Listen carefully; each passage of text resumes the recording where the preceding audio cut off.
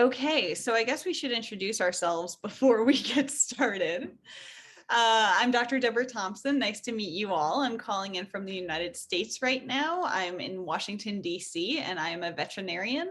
Before being a veterinarian, I was teaching. I was teaching anywhere between students who were 5 to 6 years old and 65 years old. So lots of different ages, and I absolutely love teaching. But I wanted to go into veterinary medicine because I wanted to help not only the animal patients in front of me, but also the people relying on the animal patients, right? So I go into veterinary medicine and I learn in veterinary school about this term called One Health. And once I heard about One Health, it was like not even a light bulb went over my head and turned on, but it like shattered because I thought, my gosh, my life finally makes sense. The other thing I thought is, why didn't I know about this 20 years before? So from there, eventually One Health Lessons became a reality instead of just an idea. Lonnie, do you want to introduce yourself briefly? Yes. Hi, everyone. Thank you for joining us today. My name is Lani Jane Chong, and I am calling in from Ghana. I am a sixth-year medical student at Fudan University. And I am also the One Health Lessons Northern African Promotions Intern and Language Expansion Intern. Thanks, Lonnie. And when Lonnie was telling me about this opportunity to share about One Health Lessons with your medical school, what better time than now? Because there's an internship program and the application is closing in 10 days? So we really need to talk about this. Okay, well, let's get started. One Health Lessons is an initiative to really teach One Health around the world. But before we talk about the organization as a whole, let's talk about what One Health is. One Health can be explained in two ways, a concept and an approach. The concept is that connection between our health and the health of the environment, animals, and plants. It totally makes sense, right? Sick environment, sick people, sick animals, sick people, sick people, sick animals. And if there's no crop supply, well, then how are we going to eat? Right? So we're all related. And this is a beautiful infographic from the One Health High Level Expert Panel of really that connection all moving together at once. But the way to explain the One Health approach, remember I can say One Health is a concept and an approach. It's really just teamwork. It's teamwork between people of different backgrounds, strengths, disciplines. We come together to prevent and solve health problems. So a physician working with a veterinarian, working with an economist, working with an ecologist, right? To solve some mighty health problems that can affect the environment, people, animals, all of the above. And this, again, is an infographic from the same panel. So now that you know what One Health is, again, that concept and that approach.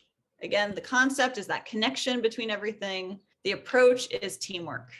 Put simply, it's just teamwork.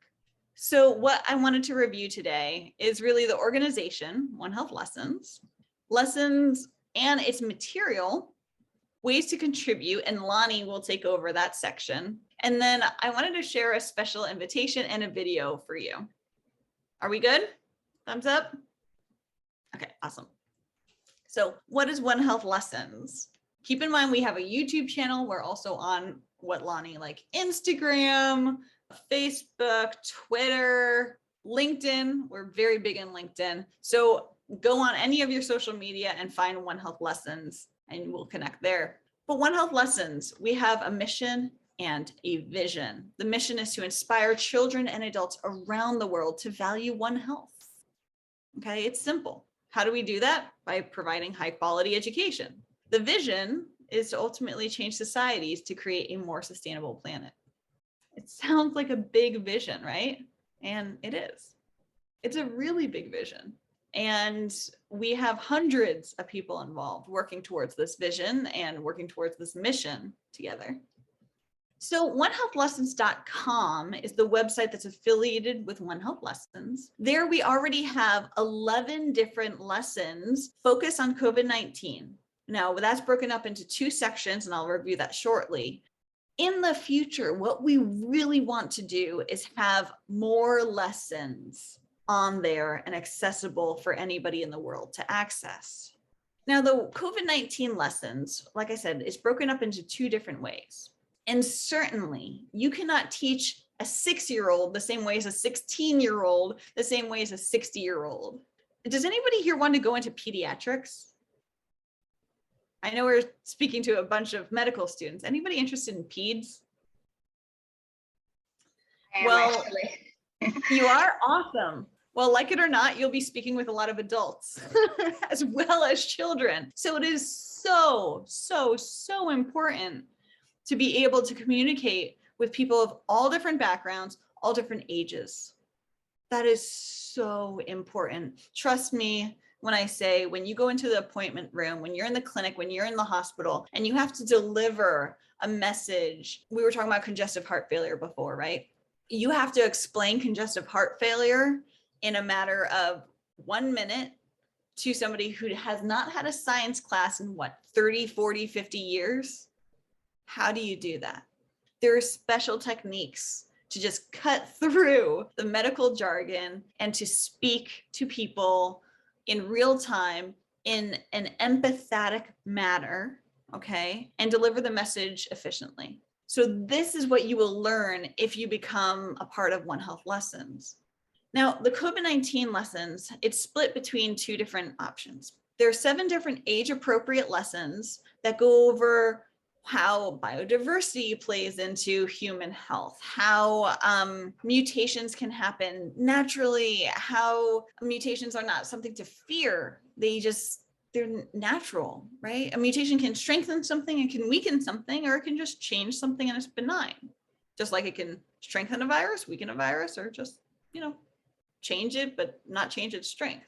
It also teaches how to protect ourselves today from SARS-CoV-2, the virus causing COVID, and also how to protect people in the future through taking the One Health approach. Now, when it comes to the mRNA vaccine, the messenger RNA vaccine, we have a lesson for that. And we teach children as young as 6 years old, about a messenger RNA vaccine. How do we do that? We'll go into more details later on, and you're welcome to explore onehealthlessons.com to look at the material. But we do it, and it's quite successful, fortunately. This is taken from the lessons that we typically teach students. This is even taken from an adult lesson. You go over various vocabulary words, and these lessons are available in a lot of different languages. Now, when I talked about biodiversity before and how it plays into human health, this is how we explain it at One Health Lessons. In this picture, you see it's a gorgeous forest. It's beautiful. The sun is shining, the water is clean. The animals are not stressed. They're not really competing for food or shelter. They have enough space. Life is good. And then something happened. And you speak with the students. Why could there be less trees? Well, maybe because there needs to be more area for farming. Maybe because a house needs to be built. Maybe because we need to make paper, right? There's so many different reasons. Or maybe the water is contaminated and it does not support plant life well. Any reason, right? But look at where the animals go between here and here. They're shifted, right? They have to find food and shelter, and their cortisol level, stress hormone, goes up. So just like in people, what happens when your cortisol level goes up? What happens to your immune system? So your immune system starts to weaken a little bit, it's challenged a little bit, let's say, and you can start to show more signs of illness, right? We all know that. It doesn't matter what species we're talking about. So when animals are being shifted into a smaller environment, they have to compete more for food or shelter, or they have to leave the forest to find food or shelter to survive. But the problem is that just naturally, animals and people, we carry certain germs, right? We have a biome inside of us, and these germs don't necessarily make us sick, but it can make other species sick. Same thing goes for birds, for bats, for foxes, it goes on and on. So if we have diseases that can jump between different species, and there are species that are so close together that are not naturally supposed to be so close together, well, then that increases the risk of disease transfer, right? Makes sense. But here's the thing. What if, just for simplicity, what happens if we have all of the birds leave? The hawks, the chickadees, the parrots, all of the birds, they disappear because of any number of factors. Then we ask the children, what's going to change? What's going to change? Lots of different things. 5 things change. There are less trees. Why? Because there are less pollinators, there are less seed dispersers. Why are there more mice? Because the hawks and the eagles left. Why are there more foxes? Because there are more mice. And now look at how many animals are living near people. Is it their choice? No. No, it's not their choice because they once had a beautiful forest, right? But if you change the food web, you change the ecosystem, you change the area where all of these animals and plants were living. And remember what I said earlier about how whenever you have an unnatural close proximity of species that just don't belong near each other, you can have increased risk of disease transfer between species. And that's a problem looking at this photo for the people and also for the animals. So this is why we're talking today, right? So we don't only talk about biodiversity and how it plays into human health, we also talk about mutations. And there are lots of different types of mutations, as we all know. There's a point mutation, and say there's genetic reassortment, and we explain those in different ways. But this is how we explain a point mutation to somebody who does not even know what DNA is. Lonnie, could you be my volunteer for this? So we asked the students, can you say this tongue twister 5 times fast? And we count the mutations, we count the changes. Lonnie, do you want to try it out? Okay. A black bug bit a big black bear. A black bug bit a big black bear. Black bug bit a big black. So you can see, Sorry. okay, thank you, Yeah. Lonnie. That's perfect. So 3 times, and I counted what, like how many mutations? 6, maybe? Honestly, Lonnie, though, if I did it, it would have been well over 10. So I am terrible at tongue twisting. Tongue twisting, tongue twistering. I don't even know how to make that into a verb. But this is one of the activities that we have with the students, because we just say, you know, if there's just a little change, it changes the message, right? And it can change, it changes the DNA. It can change the RNA. It can change the messenger RNA, and it can change a protein, right? Do you see where I'm going with this? So this is how we explain antigenic shift and or genetic reassortment. So we have, and this happens with swine flu. So influenza. Influenza, just like coronavirus, is a RNA virus. So RNA viruses are a lot less stable compared to DNA viruses because there's no double helix, right? RNA is just single. So it's a lot more flexible to change, let's say that. So one virus, red virus, and a blue virus come into the same thing, and they make a whole new virus, right? Red plus blue equals purple. This can happen in a pig, like in swine flu, where it could be a pig virus, a bird virus, a human virus, and it comes out as a virus that can infect lots of different species. Not fun, but it can happen. It can happen in other species as well.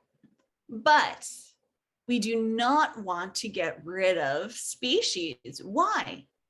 We talk about this with the students. Why? It's because bats in particular, they get rid of the pests, right? They help pollinate. And remember when that forest was missing all of the birds, can you imagine if they're missing all the bats? It would be a catastrophe. So it's important to respect the natural distance between different species in order to protect our health and the health of the environment, animals and plants. So when it comes to the COVID-19 vaccine, we talk about the messenger RNA vaccine, and we talk about the adenovirus vaccine as well.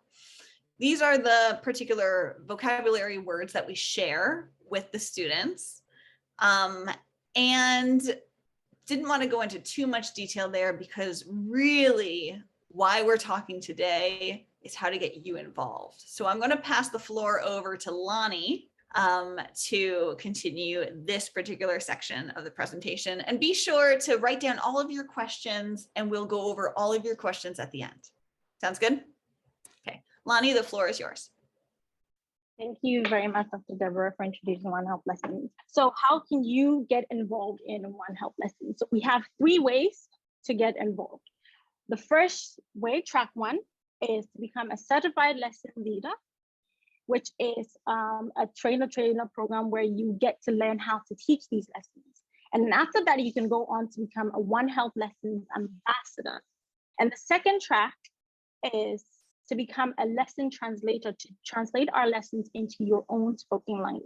And the third track is to join our internship program, in which I am involved, and be part of a global network. So our first track, we host the Train the Trainer program, which is called the Lesson Leaders Program. And it is done in several steps, but ultimately it is self-paced, it is done online, and it can be done in multiple languages. So the first step is to attend a 1-hour online orientation session for you to understand how the program works and how to teach, say, for example, a 6-year-old versus a 16-year-old. After the orientation program, you get to watch an entire One Health lesson recording on YouTube. And after this lesson, you will be taking a quiz in which you would have to get 100%. Don't worry, it's quite easy to pass, very easy. I have done it. After you score 100% on this quiz, you can move on to the next step, which is to observe a live One Health lesson being taught by either a certified lesson leader in training or an already certified lesson leader. And in here, you can get to observe how the lessons are being taught. And after, you get to take sort of grade the teacher. Then you move on to the last step, where you yourself teach your own One Health lesson, either online or in person in your own community. And after, you become a certified lesson leader. So we have certified lesson leaders all around the world, and these are just some places where our certified lesson leaders are. And this allows people to build upon their science communication skills, but also they get to represent as STEAM role models in classrooms.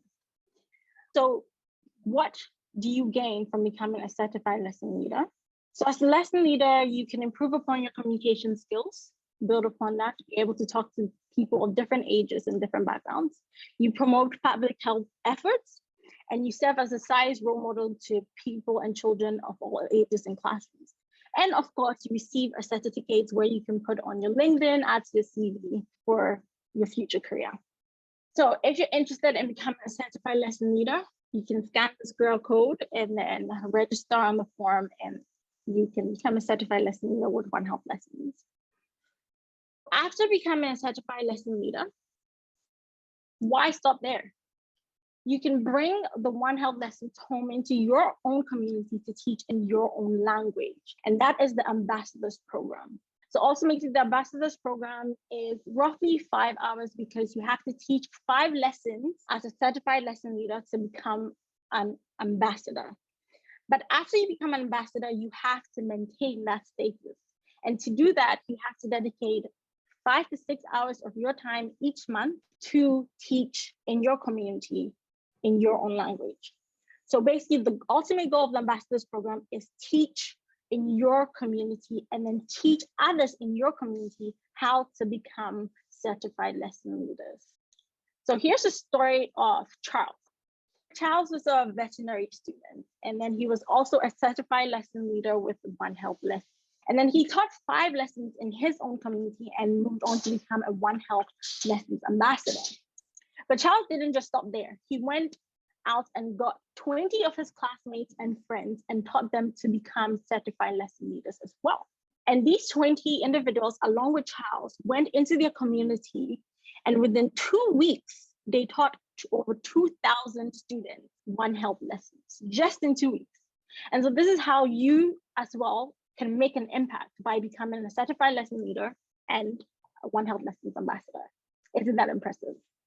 So by becoming a One Health lesson ambassador, we hold a graduation ceremony where you are acknowledged for your work, and you gain public recognition with a global network And also you get special invitations to special events that are being hosted by One Health Lessons. And again, you receive a certificate for all the work that you have done. Also, we host webinar Wednesdays on our YouTube channels. And as an ambassador, you can get the honor of being interviewed by Dr. Deb or any other One Health Lessons intern and be placed on our YouTube channel. And also you get access to other awards that One Health Lessons provides. So our second track, if you do not have that time, that 6 to 5 hours every single month to be an ambassador, you can just dedicate 5 to 6 hours at a time to translate our lessons into your own language. Because our lessons was not just made for the English speaking world, it was made to be able to be accessed to everyone around the world. So if you can confidently read and write in a language other than English, be it Bahasa, be it Swahili, and if you have 4 to 5 hours to volunteer your time, then and you want to be able to let other people in your community know about One Health Lessons, then this is for you. So when you become a lesson translator, you do get acknowledged, and it would be on the lesson slide. So as you can see, your name would be there. So we have both a translator and a reviewer, just so there is a checks and balances systems to make sure that everything in our lessons goes smoothly and accurately. So as a lessons translator, you would increase access to high quality lessons for all students who speak that specific language that you translate. You'll get public recognition with the global networks. All lesson translators are posted on our LinkedIn after translating a lesson, and you would also receive a certificate for translating our lessons. So if you can dedicate 45 hours of your time and you can read and write in a different language, then this is for you. And we hope that you will join us to be able to spread One Health Lessons to people in your community in your language. So the last track is the internship program in which I am involved with. So we have interns from all over the world, from different backgrounds and disciplines. And these are just the roles of interns. We have different roles from administrative to social media to community events planning and language promotion interns. And if you scan the QR code to apply for the internship, you can read all about the different roles and apply for one that you think best fits you. So the internship program is not more of a hierarchy, it's more of a round table. So each intern, even though they have their own individual task, we all have equal access to Dr. Thompson, who will be our mentor for the internship program. But ultimately, we all work together to make One Health Lessons mission and vision come to life.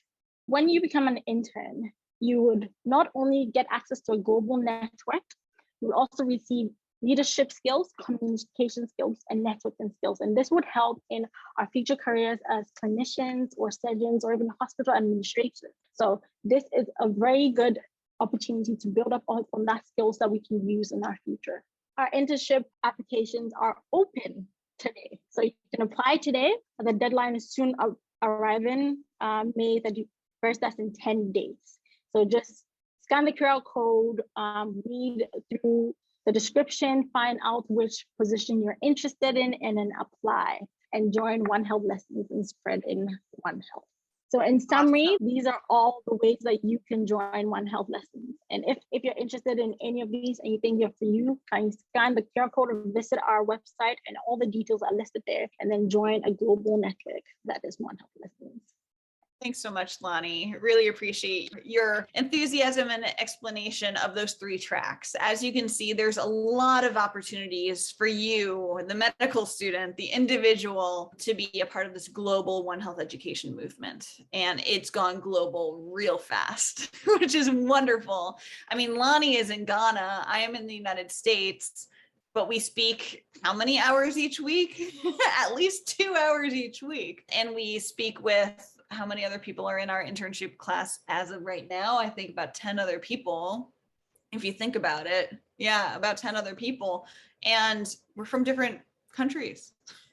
different time zones. So it's really a wonderful way to not only advance your network, but the most important thing is how is it going to leave an impact in your community, in your region of the world. And when I say region of the world, Lonnie is responsible for all of Northern Africa. That's a huge responsibility. And maybe Lonnie, you could just speak to in the question and answer section of what projects you have been in charge of as an intern and what you have been able to accomplish in that role. So keep in mind, when you're an intern, you are actually in charge of projects. You create your own projects and then you lead those projects. Can you imagine what skills you will develop just from that experience? Okay, the other thing I wanted to bring to your attention, since we are in the medical field, is that we have a One Medicine event. Now, this one has passed recently, but we do this every quarter. We expect the next one to be in about July, August or so. But this is when we have physicians, veterinarians, nurses, physician assistants, veterinary technicians, and students affiliated with all of those sections in the same place, in the same webinar, learning together. For instance, 2 times ago when we did a One Medicine event, our patient was a 2-year-old female mammal. And we had no idea what species we were talking about. Was it a child, a human child, or was it an adult cat, right? We had no idea until the very end. And what was really interesting is that the conversation was led by a pediatrician who was a specialist in urology and surgery. And then the veterinarian was a general practitioner. So same thing like a family doctor would be the equivalent in veterinary medicine. So 2 people were heading that, and the caregiver, we didn't know when they said that the caregiver wouldn't allow us to do certain testing because it caused too much stress in our patient. We didn't know if the caregiver was the parent or the owner, but we could all relate. Interesting, right? So we all learned together. We walked through the case. We're like, okay, what diagnostics would we want to do? How would we explain this to the caregiver? And on and on and on. It was really fun. And then this last One Medicine event, we will put on our YouTube channel shortly as the recording, but this was absolutely fascinating. Actually, I don't want to give it away too much, but let me just say one of these 2 speakers, it was based on a true story. One of these 2 speakers was the person responsible for figuring out that a particular virus was found in North America in 1999. And that's the quality of the speakers that we have. So very worthwhile to set your calendar alarm to these events. Okay, I wanted to send you off into the question and answer section with a very quick video just to highlight what we are about at One Health Lessons.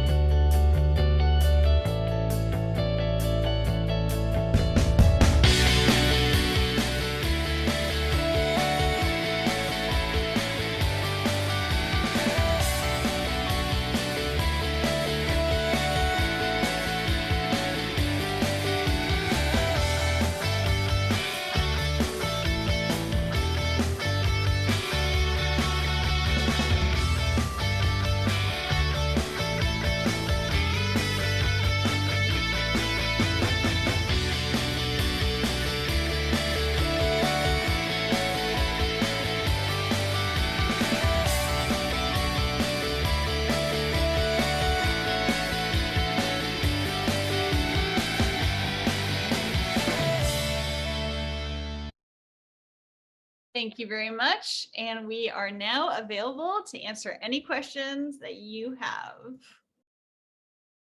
Thank you very much, Dr. Thompson. So you can also ask me any questions about the internship program and my thoughts on it and how it's like to be in the internship program. Yes, explain that. Oh, okay. No, So, so Okay, let me just give you a bit of a background on how I got involved in One Health lessons. So I didn't know anything about One Health. I had never heard it in my life. Like I had never stumbled upon it. But I joined an antimicrobial resistance webinar in 2020, I believe, that was being hosted by the International Federation of Medical Students Association, the IFMSA. And then Dr. Deborah was speaking on One Health lessons. And I'm like, whoa, One Health, that's interesting. And it just seemed so important. Like it seemed so captivating to know that I have been in medical school, I think I was in fourth year for 4 years, and I had never heard of One Health. And it was so weird to me. And I started looking, like getting more involved with it. I wanted to know more about it, went on their website and saw that, hey, they have an internship program. I'm like, you know what, let me try and apply. Maybe this would be good for me to get into that community. And then I applied, I think a year later, yes, last year I applied. And then here I am speaking to all of you. So it's very interesting and very weird to know because I never imagined myself being here. But at the same time, One Health Lessons has been an intern that has really built up a lot of things that I didn't know that I needed to build up. The first time we had a meeting, an internship meeting, which is held every Saturday, Dr. Deb taught us about One Health and then how to pitch it to people. So how to make people capture your words, to pitch things to people, to help you articulate what you need to sell to people. And you think about it and you're like, wow, do I need this in medicine? But I think I do, because I need to be able to also convince people, especially in my field. If, for example, even in the hospital I'm interning at, you see a lot of people who want to refuse medical advice. Like, stay in a hospital, you know, you have this, that. And sometimes it's just what you say to them that will change their mind of staying and getting medicated or leaving and just going home and suffering in silence. All these things that I have learned, these skills, my science communication skills, how to explain things in a much more simplified manner to people, how to be able to organize people and organize sessions with people, all these things I have built up. And I thought I was good at some things, but I have become much better. For example, right now I am actually organizing a webinar that is going to be in French, and I do not speak French, but I am in charge of Northern Africa, and there are French-speaking countries, so I have to organize it. And it just sounds so crazy, but I'm doing it. So the emails that I write and send out are in French. The poster is in French. The Google form is in French, and I do not speak French, but I have done it. And we've got people signing up, but you also have your entire intern class to be with you there, your support system. So I do have an intern mate who does speak French. And then we also have your partners, and then the organizations you partner with, they're from different countries and they speak different languages. So you do get involved in all those. You learn different things. You are able to understand culture, value different people's insights and things. And it's just a very amazing experience. So I do implore you guys to apply if you are interested. It will be a very good experience for you. Any other questions? Or were there any prerequisites for you to join the internship program? Not really, no. I think once you can read and write English, you're good to go. We have people from all different backgrounds. Medical students, we have a medical doctor in there. As an intern, we have people who are doing their masters in public health. We have veterinarians, we have vet students, we have microbiology students. You don't really have to have any prerequisites as long as you can properly communicate in English, write in English, and that's it. Can I add one thing to that? Excuse me. On the website, onehealthlessons.com, in the Get Involved section, you can find the application information. And there it says specifically for foreign applicants, what are the things that are desired and what are the things that are required. So it's going to be really spelled out there. So I recommend you go to that section. Also, there was a question in the chat box if this is recorded, and yes, it is. So it's available, and it will be available on our YouTube channel. And I put the link of our YouTube channel in the chat box. Do subscribe to the YouTube channel so that way you can have updates whenever we do those updates. And keep in mind the YouTube channel is headed by an intern. So Lonnie was just talking about how she's managing organization with a group. Actually, it's several countries involved. We have Benin, we have Cameroon. Is the third speaker from Burkina Faso? Yeah. Burkina Faso. Yes, thank you. So we have lots of different countries involved, a language that Lonnie doesn't even speak, but she's doing this. And then these types of skills, I remember Doris mentioned, she wrote a blog post about this internship program. Doris Ma is at the a veterinary school in Glasgow. And she said that this has taught her how to be comfortable with the uncomfortable. How important is that in medicine? Oh my goodness. How important is that in medicine? Yes, excellent question, Cabo. Thank you for that. It looks like there's another person who asked, out of curiosity, do you currently have lesson leaders in Southeast Asia? Yes, we have certified lesson leaders in Indonesia for sure. I'm certain of that. Malaysia, I know there are people in process in the development, becoming certified lesson leaders in Malaysia. Thailand, Philippines, any others that I'm missing, Lonnie? Nepal. Yep. India, Bangladesh. Yeah. But we would love to have more, as in we would love to have you. I have a question. You said Please. Internship is like a type of part-time position, right? So is it possible for me as a second-year medical student mid-semester to join an internship program? Lonnie, that goes to you since you're living the life. Yes. So I'm in my 6th year. I joined at the beginning of my 6th year. And with the COVID and everything, I know most of you in school, you know, for 6 years, we have to do an internship year. So I go to the hospital Monday to Friday I actually leave home at 6, come back around 5. And I also have to do the DXR, if you guys know about it, the system where we have to get virtual patients in order to graduate, you know, treat them, manage them to graduate. So I also have to do that as well. So I'm doing that, doing my DXR in order to graduate and doing the internship. So we basically just meet on Saturdays at a specific time. It's just about 2 hours, 1 hour, 30 minutes, 2 hours max. But then during the week, you also have to complete the task that is assigned to you as an intern. So that may be meeting with organizations from the region in which you're in charge of, planning webinars or events. It could be also maybe, and also, for example, creating documents like MOUs, memorandums of understandings. I never knew how to do that until I became an intern. So it helps you understand and plan your time. It helps you with your organizational skills.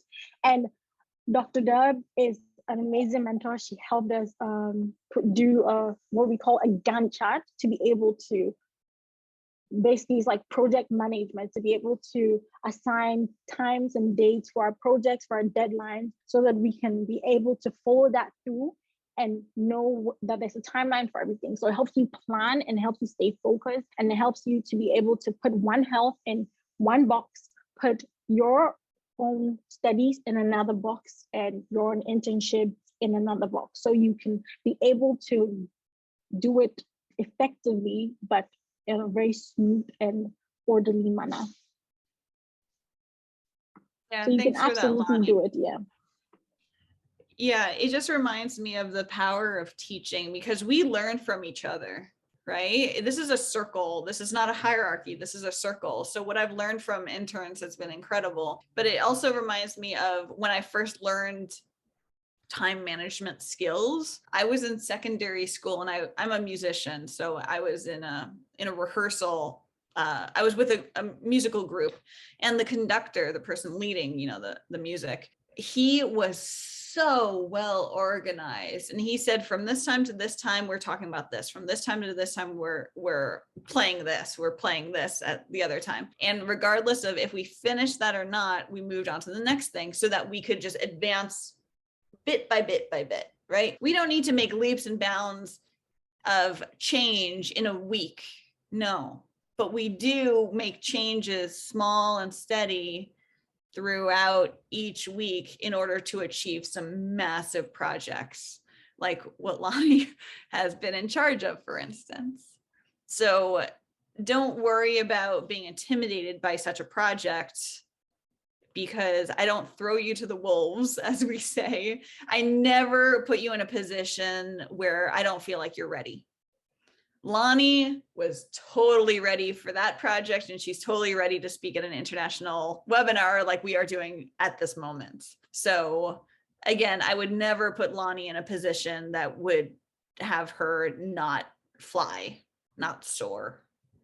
Also, you have people who will support you. So if you are swamped with certain things, the other interns are ready to help you. Like, we have people who sometimes have exams going, so maybe they can't fully do a specific task, so others just step in to help them. That's the whole point of being, it's like a family. People step in to help you. If you ask for help, you would receive the help. Yeah, absolutely. And even when I can't make it to a certain event, I ask an intern to sub in for me, and we all communicate really well together. So it goes all each way. Yes, I'm the mentor, but I'm also a team member. I've got a question. Oh, sorry, Manav, you can go on. No, you can go ahead. I already asked once. Thank you. So basically, I wanted to ask you, was there any kind of pivotal moment where you thought, oh, this is something that really needs to be taught for us to make an impact? Was there any pivotal moment or something that made you decide, okay, this is something that we need to do? Lonnie, you want to take Okay, that? so the question directed at me? Yeah, okay. Sorry, if getting your question right, you're asking if there was a specific moment that I thought maybe it's something that I needed to share with all of you? Not specifically all of us, but all of everyone is in the community where you thought, okay, this is important. More people should know about this. We need to do something. I don't think it was just one moment. It's just looking back at last year in October when I first joined to this year. It's just, I think, gradual steps of progress, things that I can do by myself. For example, I hold meetings with to try and get organizations to partner with us. The first meeting I was in just seemed like it went totally off. Like, my internet was a bit trash. I was kind of a bit nervous and just like, oh my goodness. But now it's like, oh, okay, I'm gonna have a meeting with this partner tomorrow. I can just organize it tomorrow. At first, I needed to think like, oh my goodness, okay, will I be prepared by next week? Maybe we should make it next week Tuesday, because then maybe I'll be prepared. I don't know what to say. But it becomes sort of second nature to you after a while. You just know what you have to know. And I feel like it also helped me in the hospital a lot, like what the example that I was giving, the communication skills, science communication skills. I took art of interview, guys. I did. I took art of interview. It helped, but it was just like a class. I don't know if you get me. It was just a class, but this is like real life. So I feel like me being in real life, interacting with people, real people, people from different walks of life, organized in all these, it's just little steps of progress that make me think, wow, I think this is very good for people. Not just medical students, but everyone, because it's not specific to a specific discipline. It can help you no matter what you want to become. So even if you don't want to be a clinician or a surgeon, it can help you be like a hospital administrator, because you're definitely going to interact with people. You're going to have to try and get people to, maybe invest in the hospital. You're going to have to partner with different organizations. How are you going to pitch to them to convince them to invest in your hospital? How are you going to read documents, understand what you're doing, create MOUs, things like that? It's just things that you would need to have for your professional career, no matter the discipline you go into, no matter your field, no matter your career. I just think it's good for your future. Thanks for that, Lonnie. Also, something worth mentioning is that we have people from all different backgrounds. So Lonnie clearly is a medical student. In the past, we have had law student, we've had international relations. We have now a physician who graduated 6-7 years ago, something like that. We have microbiology students. We have had a specialist in internal medicine, so an internist in veterinary medicine be a part of this, a postdoctorate person be a part of this. So any stage of your career, the only requirement is you have to be 18 years old or older. But any walk of life, it doesn't matter to me if you have a undergraduate degree or not. Honestly, any major, if you have the degree or not, it doesn't matter. What I really do care about is your passion for this, is your interest in this, is your commitment in this, and your creativity. It looks like there was a question here. How long does the internship program last? So right now it should start, this upcoming class should be from next month to February, end of February. What are responsibilities for handling a region? So this goes to you, Lonnie. Is there a requirement to be able to travel to different countries? No, there's no requirement. So this internship is entirely remote. But obviously, if you are in a country and then there is a program or project going on, then you would be required to go there physically because you are in that country. But for example, I am hosting a French webinar and it's not particularly one country. It's multiple countries, French speaking countries, a lot of West African countries. We've even got people from France signing up actually. So it's a lot of it's a very global thing that we do. But I'm mostly in charge of Northern African countries. So well, there's like a demarcation, but basically I'm just in charge of finding partners, organizations that we can partner with, organizations that we can create synergy with and promote the One Health concept to that region. That's basically what I'm in charge. So we even have, for example, a partner, Takugama Chimpanzee Sanctuary, that's in Sierra Leone. I didn't have to go there, but I coordinated the partnership with them, and I reached out to them, typed up an email. They got back to me, hosted a meeting with them to talk about what we do, and then to talk about what they do, to talk about what we can bring to the table, what they can bring to the table, and then if you're interested and we're interested, boom, partnership, and then we can do things together. Most of it is online, but if I happen to be in Sierra Leone and there is a possibility for an event there, then I would go there. Lonnie, I have a question for you. The language expansion internship role, could you explain that a little bit, please? As we said, the One Health lessons are made for just the English speaking community. It's made for everyone in every corner of the world. But in order to do that, we need it to be translated, the lesson to be translated to specific languages. And so that's where my role as a language expansion intern comes in. So I'm tasked with finding volunteers I get a certain list of languages, certain list of languages to get translated into, get the lessons translated into. So I find translators or volunteers who are willing to translate all those lessons, right? So it's all age appropriate. So we have different lessons, different age appropriate lessons. So all those different ages to get all of those translated. So for example, I'm in charge of Arabic and I need to get that set translated into Arabic. So I find volunteers, I coordinate with them, then I find reviewers for that lesson that's been translated to translate it there. I go through it, make sure everything is sorted out, and then I send it to my senior language expansion intern to review it, who then sends it to Dr. Deborah. And then when everything is sorted, it's posted on our website, and then the volunteer and reviewers get recognition and they get their certificate. So I am basically that middleman between the volunteer and then Dr. Deborah and the senior language expansion intern. Thanks for that. We covered a lot of information. Is this just overload for you all? Do you have more questions? Do we need to clarify any points that you've seen so far? All good. Okay. Seems like everyone is satisfied, hopefully. Okay, any other questions? There- Yeah, in the last few minutes, any other questions that we, in the minutes that we have together? Oh, so I went on the website and it mentioned that the internship is from June 11th, 2022 to February 1st, 2023. So do you have to reapply after that to like renew your internship status, or you just automatically? Excellent question.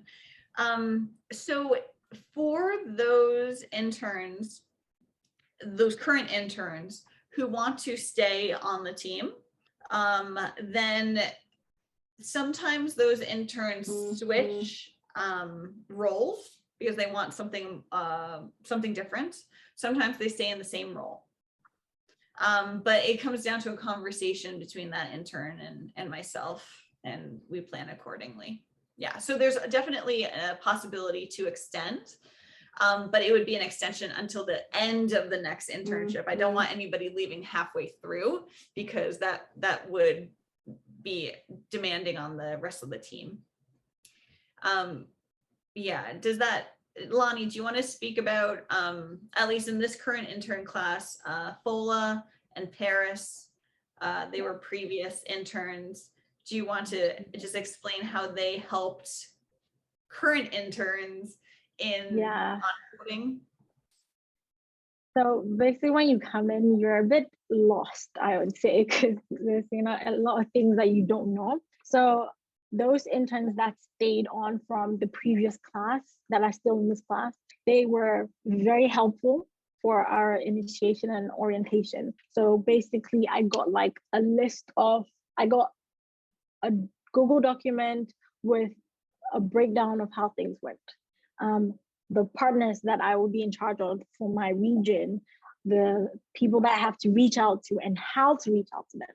Because I don't know about you, but at first sending emails was very intimidating. Like, what am I supposed to say? How does this sound? Does it sound polite? Does it sound right? So it's basically, I had a template of how to reach out to partners and a template of how to follow up to partners, a template of how to reply to like meetings and how to schedule meetings for partners. So I had all of that. And for example, when I had to write an MOU, I didn't know, a memorandum of understanding, I didn't really know how to go about it. And Fola, she was a previous intern in the previous class. She just like went through everything with me, and it was just such a breeze, and I just got it just like that. So you're very vital.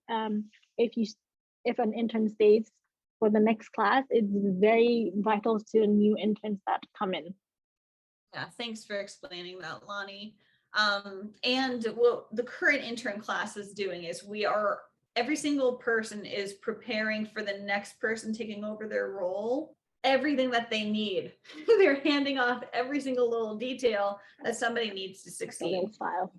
So no worries with the handoff. Also, I want there to be several weeks of overlap between the current intern class and the next intern class to make sure that there's a good relationship built between the two classes and we can all learn from each other. I guess Manav, please. Yeah, I have a question regarding the lesson leader. So suppose I join it. Are there like ready-made PPTs and lectures that we just have to teach, or we have to prepare our own PPTs for different age groups? As you said, we teach from age 6 to 60, right? So are they ready-made PPTs or do we have to make them? So they're already ready-made. You don't need to do this. So yeah, less things on your plate, right? You're a medical student. You don't want to do that. Or maybe you want to do that. And if you do, then I can train you how to do that. But no, you don't need to worry about it. We train you with already made PowerPoints, how to present these lessons. So don't worry about creating lesson material from scratch. I've already done it. And I could do that because, like I said, I taught kids as young as 5 to 6 years old, and my oldest student was 65. So I knew what worked and what didn't work when speaking, when teaching to different age groups. And that's why if you look at the COVID-19, the original lesson on COVID-19, we have 7 different lessons. It goes 6 to 8 years old, 8 to 10, 10 to 12, and then it goes up every 2 years, because every age group, you have to teach them in a different way. And I don't expect you to know any of that. It takes years of not only studying something like that, but practice. And I have that experience. So I took care of that for you. Thanks for the question, Manav. Thank you. So one thing I would like to talk about real quick is at One Health Lessons, we're very big on LinkedIn. So I had a LinkedIn account, but I wasn't active. I don't remember the last time I had gone on LinkedIn. And in our first meeting, Dr. Deb, well, the first couple of meetings, Dr. Deb teaches you how to build your LinkedIn profile, like how to make it presentable for people to be able to view. Because, you know, sometimes you see someone's profile, it doesn't look like, it's just like, so you just skip on it. Yeah, she helps you build your profile. And I went from having like 15 connections around, I think I have almost 400. And through things like that, you get to build your network, you get to build your connections. I have connected with a lot of doctors from different countries, different fields. I even connected with a doctor who works in Ghana in a different hospital that's about like 10 minutes from the hospital I'm interning at, through LinkedIn and through One Health. So you get to actually build your network. You get to find people who are interested in the same field as you. And that, I believe, is very good, especially for your career in the future. You get to find people, and you never know, they can help you in the future. And we even have different events. For example, we hosted a webinar Wednesday on LinkedIn.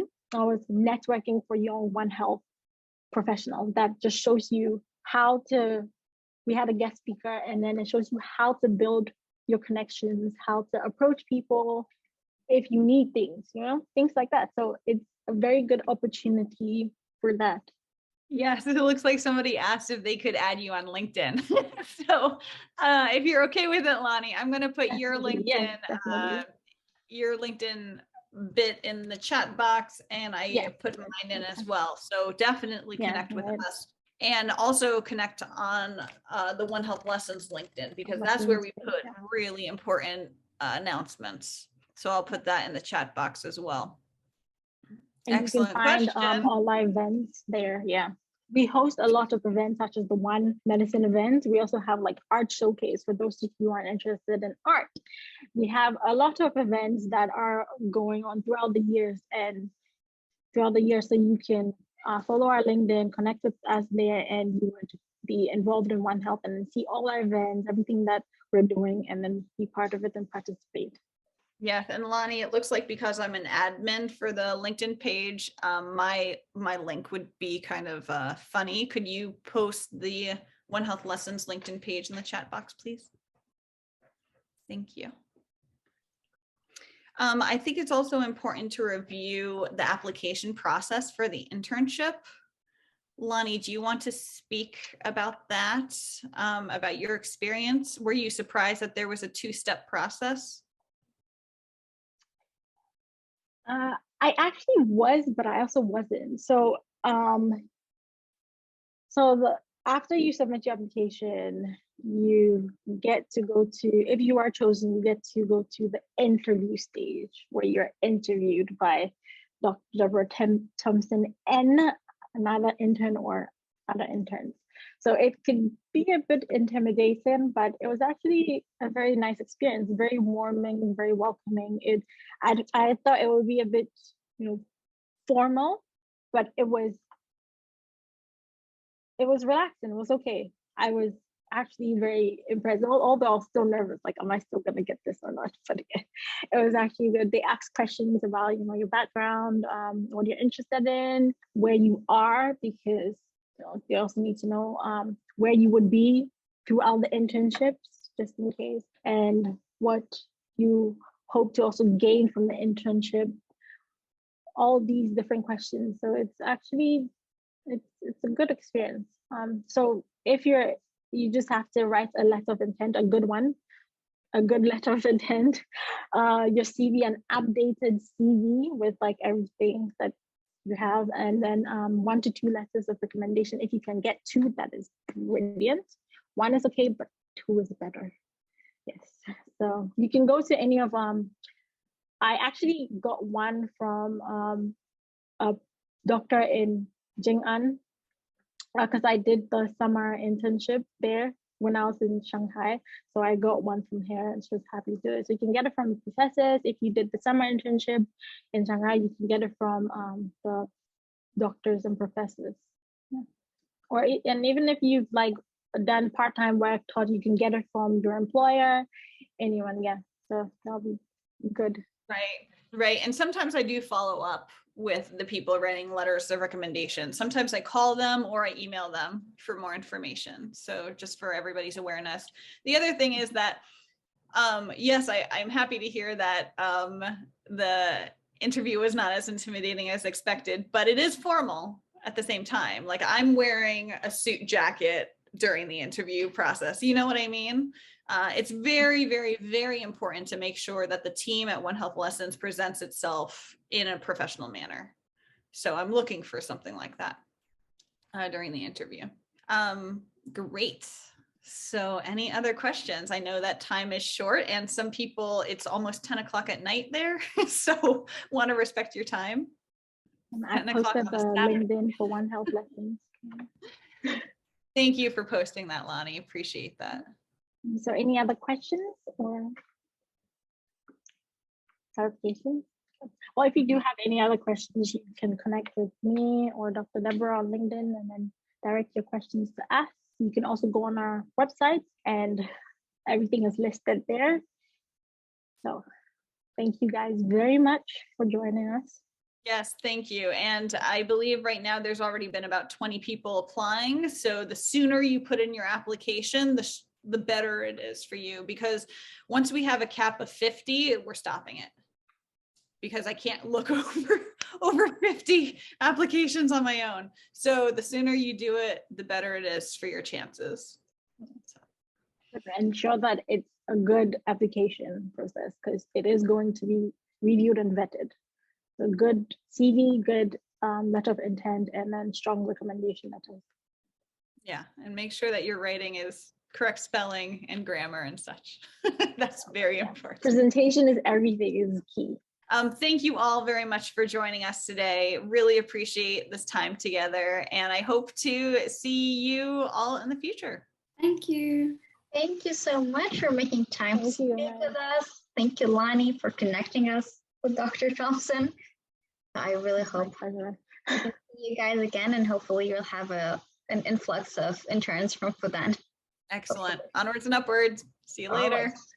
See you later, everyone. Bye-bye. Bye, everyone. Thank you.